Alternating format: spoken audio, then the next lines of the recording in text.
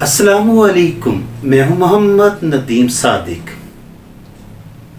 آج جو راز کی بات بتانے لگا ہوں، اسے سننے کے بعد آپ لوگ کہیں گے کہ یہ حقیقت آپ کے ساتھ بھی ہے اور یہ تصویر آپ کے لیے بھی ہے۔ دوستو، کہتے ہیں کہ ابن سینا نے ایک تجربہ کیا۔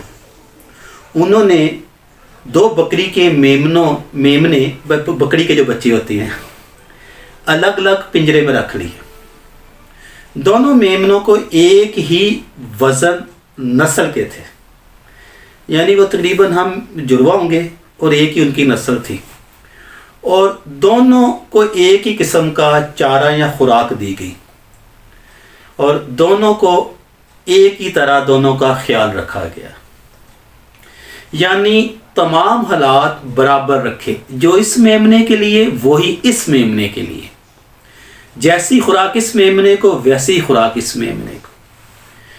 پھر میمنوں کے پنجروں کے درمیان اس نے ایک اور پنجرا رکھ دیا، اور اس پنجرے میں اس نے ایک بھیڑیا رکھ دیا،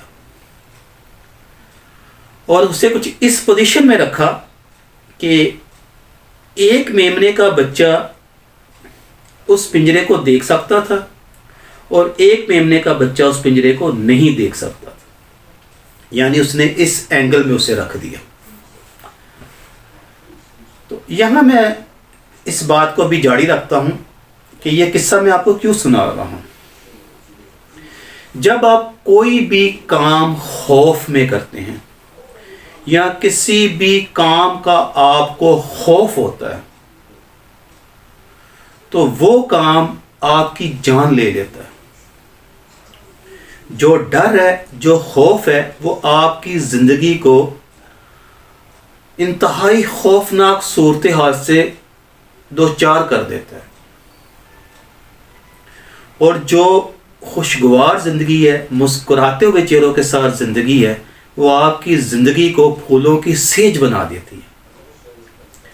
آج آپ نے محسوس نہیں کیا کہ میں نے جو راز ہے وہ پہلے بتا دیا اور قصہ بعد میں شروع کرنے لگا؟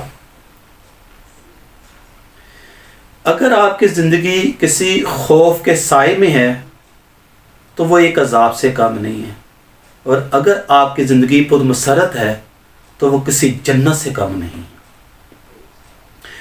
تو ابن سینا نے کیا کیا کہ جو اس پنجرے کو، جو تھرڈ پنجرا جس میں بھیڑیا، تو اسے اس طرح رکھا کہ ایک میمنہ دیکھتا اور ایک میمنہ اسے نہیں دیکھ سکتا تھا۔ اس نے دوبارہ وہی خوراک دونوں کو دینی شروع کر دی، ایک ہی لمٹ، ایک ہی وزن کی، ایک ہی جیسی۔ اس میمنے کو بھی خوراک دینی شروع کر دی، اس میمنے کو بھی خوراک دینا شروع کر دی۔ دوستو، ہوا کیا؟ کچھ دنوں کے بعد جس میمنے کا منہ بھیڑیے کی طرف تھا وہ مر گیا، وہ خوف سے مر گیا، کیونکہ اسے ہر وقت یہ خوف رہتا کہ یہ بھیڑیا اسے کھا جائے گا، اور یہ خوف اس کے دل میں گھر کر گیا، جس کی وجہ سے اس کی ڈیتھ ہو گئی۔ جبکہ دوسرے کا وہ بھیڑیا نظر نہیں آ رہا تھا، وہ پھلتا پھولتا گیا، صحت مند بھی ہو گیا، اور وہ اپنے آپ کو پروان چڑھا رہا تھا، کیونکہ اس کی زندگی میں خوف کی علامت نہیں تھی۔ وہ زندگی کو خوشگوار موڈ میں گزارتا چلا گیا۔ دوستو، اس تجربے سے ابن سینا نے صحت اور جسم پر ذہنی اثرات کے مثبت اور منفی اثرات کا مشاہدہ کیا۔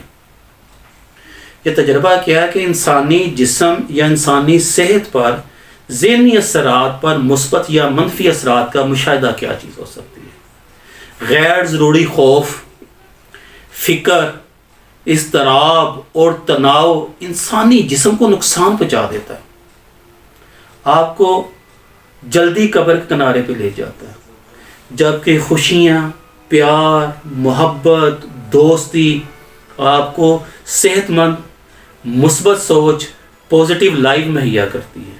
تو دوستو، حاصل کلام کیا ہوا؟ اگر آپ کی زندگی کی مشکلات کا سامنا کر کے آگے بڑھتے ہیں تو آپ اپنی راہ میں آنے والی غیر ضروری خوف کو، فکر کو اور دباؤ میں خود کو قید نہیں کرتے اور نظر انداز کر دیتے ہیں اور خوش اسلوبی سے وہ منزل طے کر لیتے ہیں، تو آپ میرے پیارے بھائیوں ایک کامیاب زندگی میں داخل ہو سکتے ہو بڑی آسانی کے ساتھ اور اپنی منزل مقصود پہ پہنچ سکتے ہیں۔ تو دوستو، چھوٹی سی بات، ہر کام دلجوئی، خوشی کے ساتھ، محبت کے ساتھ سر انجام دے، وہی کام آپ کے لیے تفریح کا باعث بھی بن جائے گا اور آپ کے لیے خوشحالی کا باعث بھی بن جائے گا۔ تو جو کام خوف میں کیا جائے گا وہ ذہنی تناؤ کا شکار ہوگا اور آپ کی موت کا سبب بھی بن سکتا ہے۔ بہت ساری دعاؤں میں یاد رکھیے گا۔ اللہ حافظ۔